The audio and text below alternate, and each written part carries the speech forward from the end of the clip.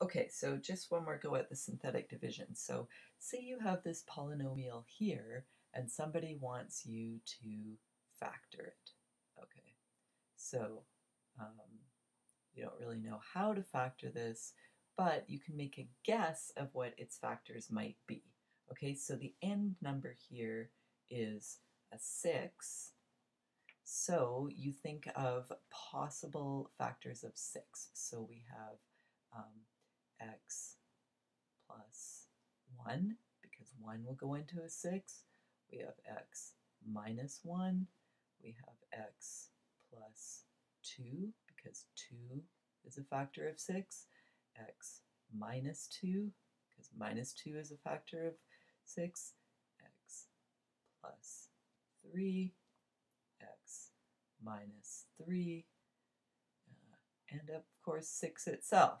X plus 6 and x minus 6. So which one of these is a factor? Well, with long division, we would write this number out here, and then we would write our polynomial here. And if you imagine writing this out for every single one of these, that would be a lot of space, it would be a lot of work, it would be very time consuming. So this is something that synthetic division is very good at shortcutting. So what we do is we write our polynomial that we were dividing into in our shorthand notation. So we write 1, 6, minus 1, and minus 6 right here. Okay, so that's the thing that we want to divide into. And then we pick one of these factors to work with. Okay, I made this up, so I happen to know that this, and this are its factors. So I want to start with one that's not a factor, so we can just have an example of what that looks like, and so that we can end up dividing more than one thing. So say my first guess is I'm going to divide in x plus 2. Now remember, we change the sign, so we write minus 2 to divide in x plus 2. Okay, and then we carry out the synthetic division. So step 1, let's bring this number down. Okay, step 2 is multiply. So minus 2 times 1 is minus 2. And then step 3 is add. So we add 6 and minus 2, and we get 4. And if we like, I think it's helpful to have a line right here. Okay, so bring this down, multiply, add. Let's show this arrow. This number goes up here. Okay, then we repeat. Multiply, minus 2 times 4 is minus 8, and add. Minus 1 and minus 8 is minus 9. And then we multiply. Minus 2 times minus 9 is 18. And minus 6 and 18 is 12. So this is our remainder, remember? Right here, so since we got a remainder that's not 0, this is not a factor. So this is our remainder.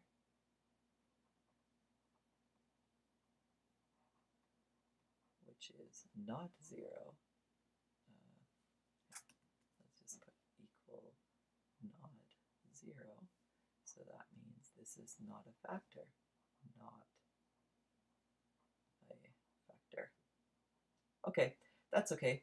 We'll talk a bit later how this number is actually still useful with something called the remainder theorem.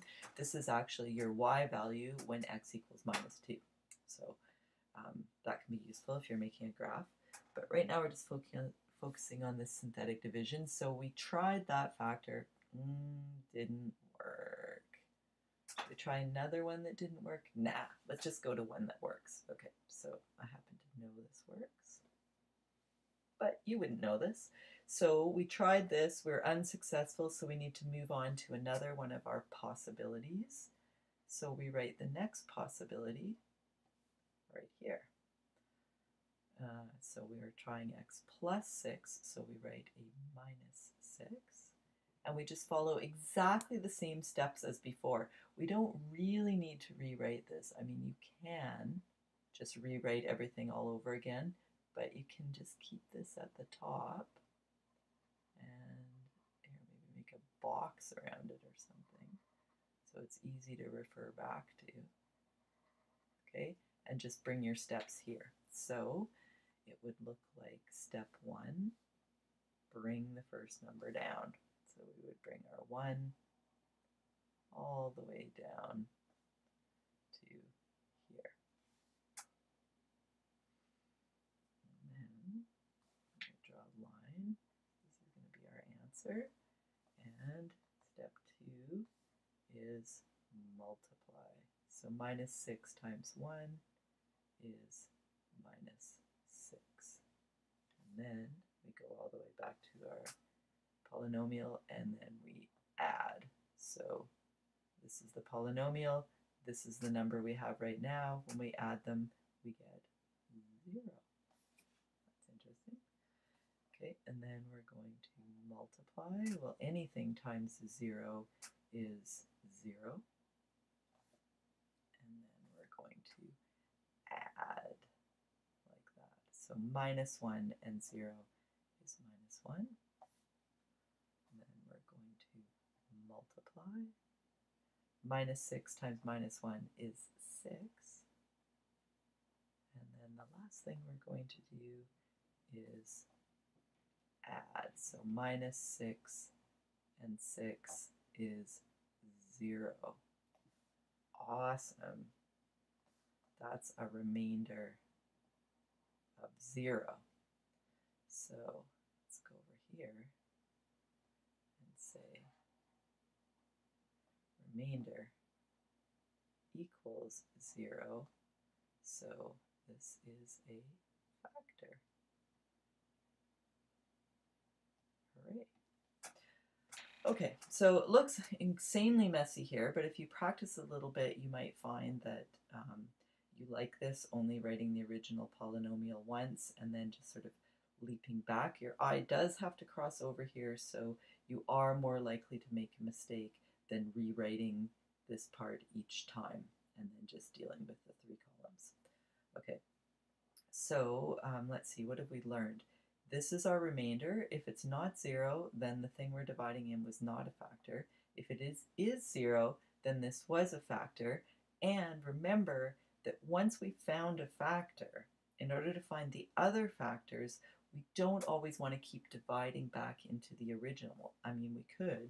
We can now try dividing this in, this in, this in, this in, this in. Oh, look, and then we would get it, right? Because I happen to know that is.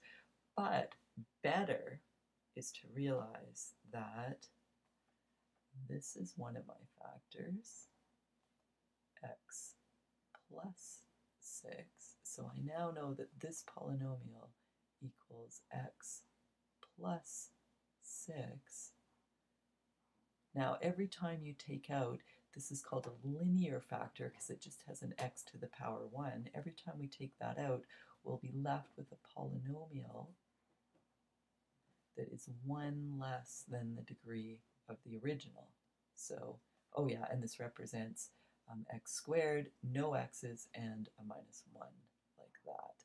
So see, the third order became a second order. As soon as I'm down to a second order, I can just factor that using my old factoring skills. So I will go x plus 1 times x minus 1, because I know that makes x squared minus 1.